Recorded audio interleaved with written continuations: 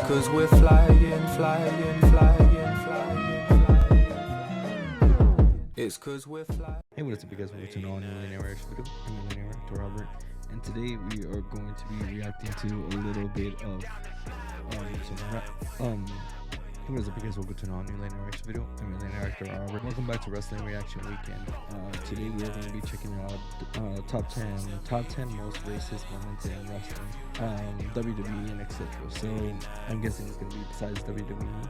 So this is another video by Wrestlelamia. I will leave his channel in the description, so go and check it. Go and subscribe to him. He makes some great content, and yeah, without further ado, let's get into it. How you doing? Yeah. What's good in the hood? Just holding it down, trying to take care of business. Keep it up. I'm a nigga. Unfortunately, there have been far too many instances of racism in wrestling throughout the years. A lot of these instances go on behind closed doors and only get revealed later down the line. However, there have been times when major wrestling companies such as WWE have been openly racist on their television programming. Because of the color of my skin. But which times were they? Well, join us now as Wrestlelamia looks at 10 of the most racist moments in wrestling. Be sure to subscribe and hit that notification bell for daily wrestling videos, and follow us on Facebook for exclusive lists. Before we get this started, you know Vince wanted to say that so badly that he set himself up with fucking John Cena, who was like a rapper at the time, to say it right next to him because he wanted to impress him. But in general, you know, he just wanted to say that on fucking TV and get away with it. Again, go subscribe to Wrestlelamia, man. Good content, man. Number 10. Shelton Benjamin mocks Yoshitatsu. In 2009, WWE would debut the talented Yoshitatsu on the ECW brand. For his debut match, Yoshi would go one-on-one with WWE's best in-ring performer, Shelton Benjamin. Unfortunately, a pre-match promo by Shelton completely overshadowed Yoshi's debut. Before they wrestled, Shelton would mock Yoshi's Japanese accent, threaten to call Godzilla, and even mock the traditional Japanese bow. Shelton's exceptional mat skills are never questioned. It was incredibly tasteless, and it did absolutely nothing to help get Yoshi over as a new superstar. Make his debut back on ECW tonight. There was Oh my god, I'm gonna cringe a lot in this fucking video.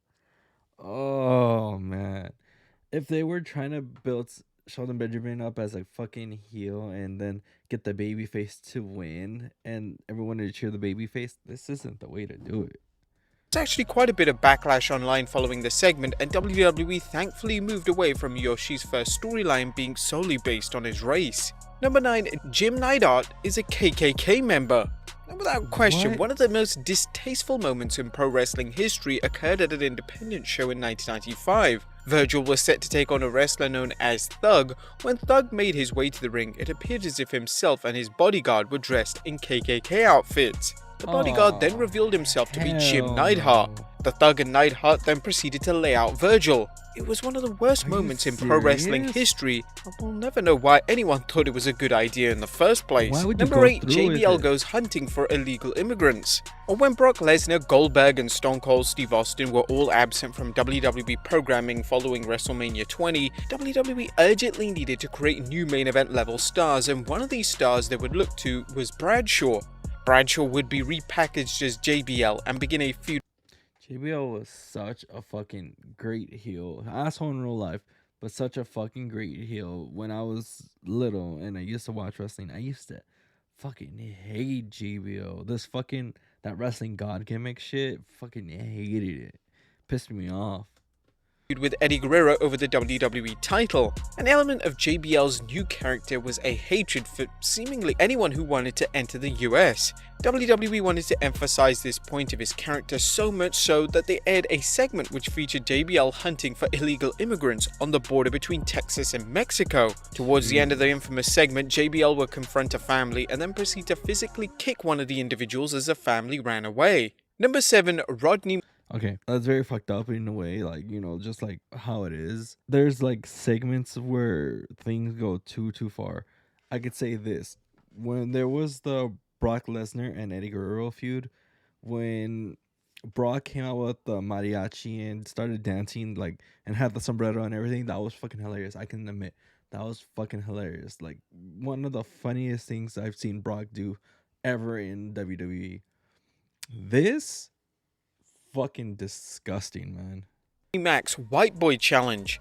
Any white boy, anywhere. Do we have time for this? He can stand up. Rodney Mac's White Boy Challenge was a short-lived gimmick from Mac in 2003. The gimmick involved Mac challenging any white member of the Raw roster, and then Mac would proceed to squash whoever. Let's go straight back to that real quick. Challenge. Any white boy, anywhere. Do we have time for this? He can stand up. Rodney Mac's White Boy Challenge was a short-lived gimmick from Mac in 2003. The gimmick involved Mac challenging any white member of the Raw roster, and then Mac would proceed to squash whoever answered it. This would last for a few months before the challenge was answered by Goldberg. Obviously, Goldberg was victorious. But during this time period, Mac was a part of a stable with Teddy Long and Jazz known as Thuggin' and Bugging Enterprises. Now, the stable consisted of African-American superstars who believed that they were being held back due to their race. Unfortunately, although can we talk about how this is kind of true in WWE though? Superstars who believed that they were being held back due to their race. Especially back then. Unfortunately, although the stable would add a lot of talented superstars such as Mark Henry and Jazz, the group never obtained much popularity.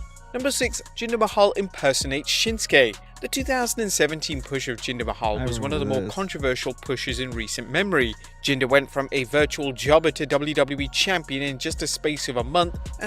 Can we talk about like how in general, like, no one wanted him to be champion? There was a handful of people who did. I don't understand why, but there was so many people who didn't want him to be champion, and then yet they only did it because of the Saudi Arabia thing, and they wanted him to be in Saudi Arabia as champion, and then after that, the whole incident with Shinsuke caused some more controversy with it. Throughout Jinder's run, WWE fans struggled to take him seriously. His run as a WWE champion had some rather underwhelming moments, and unfortunately for Jinder and WWE, a particular segment that he was involved in was universally panned. During his feud with Shinsuke Nakamura, Jinder would cut a promo on SmackDown which featured the WWE champion mocking Nakamura's accent, saying all Japanese people look the same, and he would even compare Nakamura to Mr. Miyagi. The live crowd would chant "That's too far" and "That's racist" as Jinder continued. The backlash was so severe that the WWE was forced to issue a statement that read, "Just like many other TV shows or movies, WWE creates programming with fictional personalities that cover real-world issues and sensitive subjects. As a producer of such television shows, WWE corporate is committed to..." Hold on. Real life issues?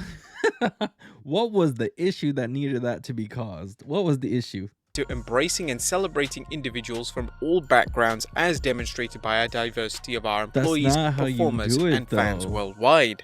Number 5, Kurt Angle is not a fan of the black people. A New Year's Revolution in 2006 was notable for a number of things. Edge would win his first ever WWE title by cashing in on John Cena, and Kurt Angle caused a lot of controversy thanks to a racist comment he made during a promo. For some context, Angle would cut a backstage promo alongside manager Daivari. In the promo, Angle would state that his favorite country is France, before randomly revealing that he wasn't a fan of the black people. The point of Angle's promo was for him to make a point that Angle could say anything and the crowd would always cheer for him. Now, although the comment was completely tasteless, WWE decided against editing it off the WWE network, and as of 2021, it's still featured on the pay-per-view in its original form. And you know, truth be told, I'm not a very big fan of the black people. Number 4, Triple H. A storyline leading up to Booker T and Triple H's match at WrestleMania 19 is without a doubt one of the most controversial storylines in WWE history. The storyline had racist undertones throughout, and one particular promo from Triple H a few weeks before WrestleMania was clear evidence of this. In the promo, Triple H would state, "I think you're a little bit confused about your role in life here. You're going to get to go to WrestleMania, but the fact is, Booker, someone like you doesn't get to be world champion. People like you don't deserve it. That's reserved for people like me.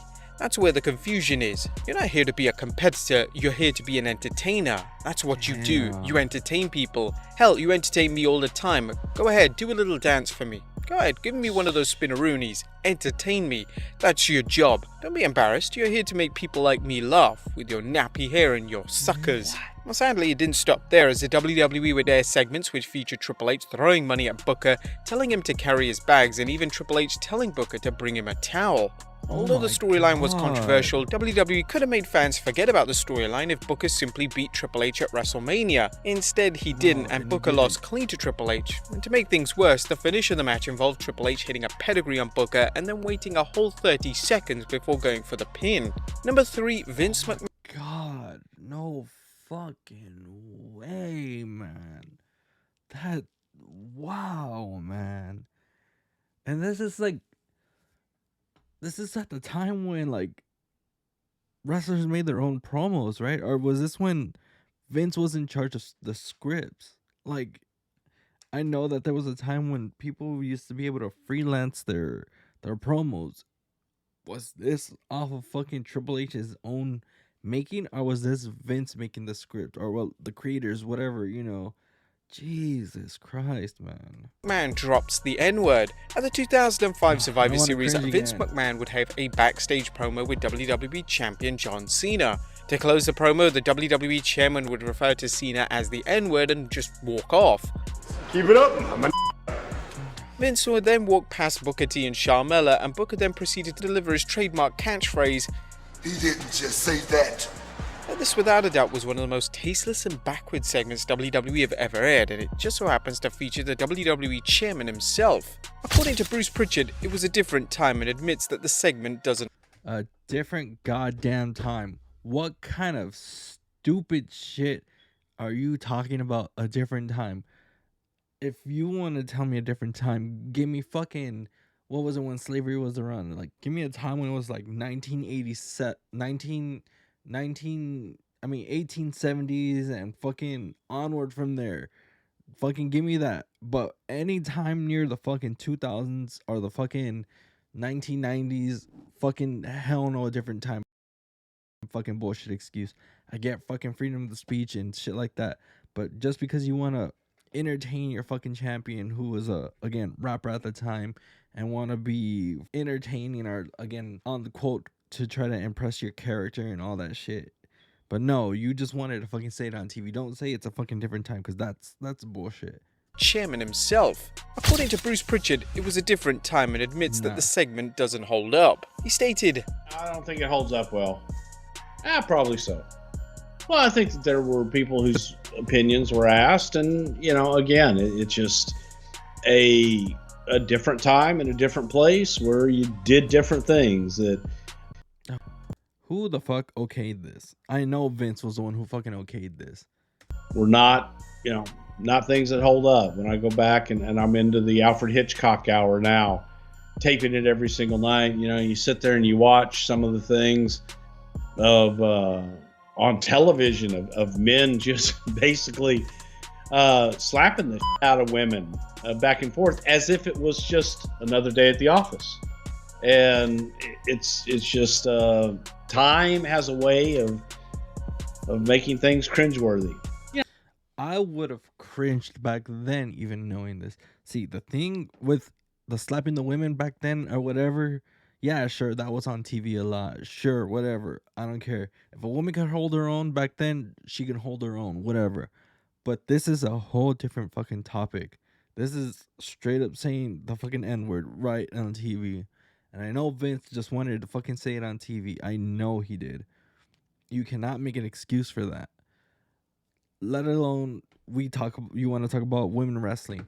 Chyna fucking was a phenomenal female wrestler. She got in the ring with the men. So did Lita. So did Trish Stratus, got hit by a couple men sometime. Then we had Nia Jax, who got hit recently by men. There's a huge fucking difference between shit like that, who are women who would be okay with taking a fucking bump in the ring and then just straight up doing that. There's a huge fucking difference. You know, again, it's just different time, different place, different mentality. The infamous segment has since been edited off the network, but it's still a clip that often gets shared around social media. Number 2, blackface in WWE. WWE has unfortunately had a... So, I never realized it was blackface until I actually rewatched the segment, and I know what he's probably going to talk about, where it was DX making fun of Nation of Domination or something like that, where basically everyone was in blackface. And back then, I didn't really understand that back then because, you know, as a kid, you don't know what stuff like blackface and stuff is like that. You just think it's just, you know, people making fun of somebody, but you never realize what it's for. And this is poor taste. A long-standing history with allowing their superstars to use. An instance of this was with Roddy Piper, who proceeded to wear half blackface and half body paint for his feud with Bad News Brown. Another infamous segment took place in the Attitude. See, I was gonna say the Roddy Piper one wasn't that bad because, you know, it could be just like the Irish fucking where they do the half the face, but it was against a black guy, so that's a little controversial. Okay, I understand that. Era, and it featured DX doing an impersonation of the Nation of Domination stable. In the segment, X-Pac would impersonate as Mark Henry and would have blackface to try and mimic Henry. X-Pac has gone on record to say that he hates the segment and wish it never occurred. This segment has been since edited off the WWE Network, and the final instance of this took place in the Attitude Era and featured Goldust in blackface for a match with Flash Funk. Now, the reason for this was at the time Goldust was going through an identity crisis and was trying out new gimmicks. And number 1, Hulk Hogan's rant. In 2015, it was revealed that wrestling legend Hulk Hogan had gone on an anti-black rant during his leaked tape. In the rant, Hogan would express disgust with the idea of his daughter Brooke dating a black man. Hogan would repeatedly use the N-word as well as admitted to being a racist. Following this revelation, WWE would cut ties from Hogan, releasing him from his contract as well as removing him from the WWE Hall of Fame. Yeah, for like what, a year? Half a year? And then they brought him back, put him on the Hall of Fame, and everyone who didn't want him there, like for example New Day and shit like that, who didn't want him there, and they still didn't give a shit. And he gave his apology, but you know he just wants more fucking money from the WWE. Hogan would also have all his merchandise pulled, and Mattel would stop making action figures of Hogan. As of today, Hogan believes that he's apologized to both the locker room and the WWE Universe. However, some don't feel that way. But there you have it, folks. 10 of the most racist moments in wrestling. Be sure. Alright. Again, go check out Wrestlelamia, man. I love their content. Their content is very good. I really enjoy their content, and I really enjoy just like the work that he puts into it and all the research and effort he does into it. I hope you guys enjoyed this video. If you guys did, hit the like button if you're new, subscribe. Also comment down below what you guys think. Let me know what also you think is one of the most like racist moments that have been in wrestling history that wasn't on this list. Alright, I'll see you guys next time. Bye.